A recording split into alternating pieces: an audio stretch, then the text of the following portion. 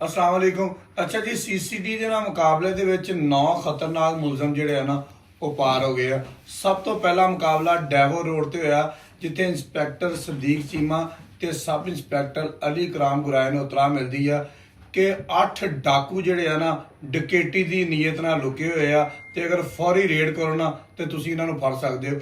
ਇਹਨਾਂ ਨੇ ਜਦੋਂ ਉੱਥੇ ਜਾ ਕੇ ਛਾਪਾ ਮਾਰਿਆ ਤੇ ਡਾਕੂਆਂ ਨੇ ਫਾਇਰਿੰਗ ਕਰ ਦਿੱਤੀ। ਜਵਾਬੀ ਫਾਇਰਿੰਗ ਦੇ ਵਿੱਚ 4 ਖਤਰਨਾਕ ਜਿਹੜੇ ਡਾਕੂ ਸੀ ਨਾ ਉਹ ਹਲਾਕ ਹੋ ਗਏ। ਖਤਰਨਾਕ ਕਿੱਦਾਂ ਸੀਗੇ ਇਹ ਤੁਹਾਨੂੰ ਮੈਂ ਅੱਗੇ ਜਾ ਕੇ ਦੱਸਦਾ ਵਾਂ। ਪਹਿਲੇ ਮੈਂ ਤੁਹਾਨੂੰ ਜੜ੍ਹਾਂ ਵਾਲੇ ਲੈ ਕੇ ਜਾਣਾ ਵਾਂ। ਜੜ੍ਹਾਂ ਵਾਲੇ ਜਨਾਬ ਮੁਕਾਬਲਾ ਹੋਇਆ, ਜਿੱਥੇ ਅਦੀਰ ਸ਼ੌਕਤ ਨੇ ਆਪਣੀ ਟੀਮ ਦੇ ਨਾਲ ਰੇਡ ਕੀਤਾ।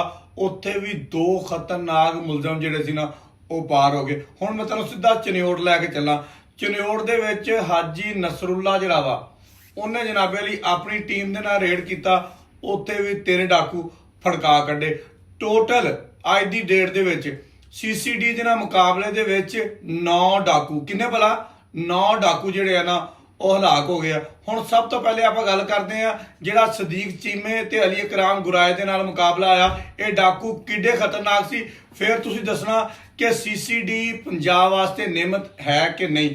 ਇਹਨਾਂ ਡਾਕੂਆਂ ਨੇ ਜਨਾਬੇ ਅਲੀ ਸ਼ਾਹਕੋਟ ਦੇ ਵਿੱਚੋਂ 61 ਲੱਖ ਰੁਪਇਆ ਖੋਇਆ ਤੇ ਪੰਪ ਮਾਲਕ ਨੂੰ ਫਾਇਰ ਮਾਰ ਦਿੱਤਾ। ਇਹ ਕੋਈ ਵੀ ਬੰਦਾ ਫੈਸਲਾਬਾਦ ਦਾ ਰਹਿਣ ਵਾਲਾ ਨਹੀਂ ਸੀਗਾ। ਸਾਰੇ ਕੋਈ ਗੋਜਰੀਓਂ ਆ ਕੇ ਇੱਥੇ ਵਾਰਦਾਤ ਕਰਦਾ ਸੀ, ਕੋਈ ਚਨਿਓਟੋਂ ਆ ਕੇ ਵਾਰਦਾਤ ਕਰਦਾ ਸੀ, ਕੋਈ ਲਾਹੌਰੋਂ ਆ ਕੇ ਵਾਰਦਾਤ ਕਰਦਾ ਸੀ, ਕੋਈ ਸ਼ੇਖੂਪੁਰਿਓਂ ਆ ਕੇ ਵਾਰਦਾਤ ਕਰਦਾ ਸੀ। ਮਤਲਬ ਫੈਸਲਾਬਾਦ ਦੇ ਇਰਦ ਗਿਰਦ ਤੋਂ ਆ ਕੇ ਇਹ ਬੰਦੇ ਵਾਰਦਾਤ ਕਰਦੇ ਸੀ ਤੇ ਕਰਕੇ ਗਾਇਬ ਹੋ ਜਾਂਦੇ ਸੀ। ਬੇਸ਼ੁਮਾਰ ਸੀਸੀਟੀਵੀ ਵੀਡੀਓ ਸਾਹਮਣੇ ਆਈਆਂ ਵਾ। ਜਿਹੜਾ 15 ਰੁਕਨੀ, ਕਿੰਨੇ ਭਲਾ 15 ਰੁਕਨੀ ਗੈਂਗ ਜਿਹੜਾ ਸੀ ਨਾ ਉਹ ਇਹਨਾਂ ਨੇ ਬਣਾਇਆ ਸੀਗਾ ਤੇ ਮੁਖਤਲਿਫ ਇਲਾਕਿਆਂ ਦੇ ਵਿੱਚੋਂ ਕਰੋੜਾਂ ਰੁਪਇਆ ਇਹਨਾਂ ਨੇ 3 ਸਾਲਾਂ ਦੇ ਵਿੱਚ ਖੋਇਆ ਤੇ ਪਤਾ ਨਹੀਂ ਕਿੰਨੇ ਕੁ ਬੰਦਿਆਂ ਨੂੰ ਫਾਇਰ ਮਾਰਿਆ। ਇਹਨਾਂ ਦੇ ਨਾਮ ਸੁਣ ਲੈਣਾ ਜ਼ਰਾ। ਪਹਿਲੇ ਡਾਕੂ ਦੀ ਸ਼ਨਾਖਤ ਹੋਈ ਜੀ ਸ਼ਬਾਜ਼ ਸਿਆਲ, ਫਿਰ ਹੈਗਾ ਜੀ ਫੈਜ਼ ਉਰਫ ਫੈਜ਼ੀ, ਇੱਕ ਹੈਗਾ ਜੀ ਹਰੂਨ ਉਰਫ ਸ਼ਹਿਰੀ, ਨਸੀਰ ਉਰਫ ਬਾਬਾ ਨਸੀਰੀ। ਇਹ 4 ਡਾਕੂ ਸਦੀਕ ਚੀਮੇ ਤੇ ਅਲੀ ਇਕਰਾਮ ਗੁਰਾਏ ਦੇ ਨਾਲ ਮੁਕਾਬਲੇ ਦੇ ਵਿੱਚ ਪਾਰ ਹੋ ਗਿਆ। ਹੁਣ ਆਪਾਂ ਚੱਲਦੇ ਹਾਂ ਜਨਾਬ ਸਿੱਧੇ ਜੜ੍ਹਾਂ ਵਾਲੇ। ਉੱਥੇ ਡਾਕੂਆਂ ਦੀ ਸ਼ਨਾਖਤ ਕਿਹੜੇ ਨਾਮ ਤੋਂ ਹੋਈ ਆ ਉਹ ਵੀ ਜ਼ਰਾ ਸੁਣ ਲੈਣਾ। ਇਹ ਜਨਾਬੇ ਲਈ 45 ਤੋਂ ਜ਼ਾਇਦ ਵਾਰਦਾਤਾਂ ਦੇ ਵਿੱਚ ਮਤਲੂਬ ਸੀਗਾ ਡਾਕੂ, ਜਿਨ੍ਹਾਂ ਦੇ ਉੱਪਰ 9 ਮੁਕੱਦਮਾ ਦਰਜ ਸੀਗੇ। ਇੱਕ ਦਾ ਨਾਮ ਸੀਗਾ ਜੀ ਬਾਬਰ ਵਲਦ ਗਨੀ ਗੁਜਰ ਤੇ ਦੂਸਰੇ ਦਾ ਹਾਲੇ ਮੇਰੇ ਖਿਆਲ ਉਹਨਾਂ ਨੇ ਅੰਗੂਠਾ ਨਹੀਂ ਲਵਾਇਆ ਤੇ ਨਾਮ ਸਾਡੇ ਕੋਲ ਵੀ ਨਹੀਂ ਆਇਆ। ਚਨਿਓੜ ਚੱਲਦੇ ਆ। ਚਨਿਓੜ ਜਿਹੜਾ ਡਾਕੂ ਹਲਾਕ ਹੋਇਆ ਵਾ ਉਹਦਾ ਨਾਮ ਹੈ ਜੀ ਅਲੀ ਹਮਜ਼ਾ। ਉਸ ਤੋਂ ਬਾਅਦ ਹੈ ਜੀ ਨਵੀਦ ਅਬਾਸ। ਉਸ ਤੋਂ ਬਾਅਦ ਤੀਸਰਾ ਹੈਗਾ ਜੀ ਗੁਲਾਮ ਰਜ਼ਾ। ਇਹ ਸਾਰੇ ਉਹ ਡਾਕੂ ਨੇ ਜਿਨ੍ਹਾਂ ਦੇ ਉੱਪਰ 100 ਤੋਂ ਜ਼ਾਇਦ ਮੁਕੱਦਮਾ ਦਰਜ ਨੇ।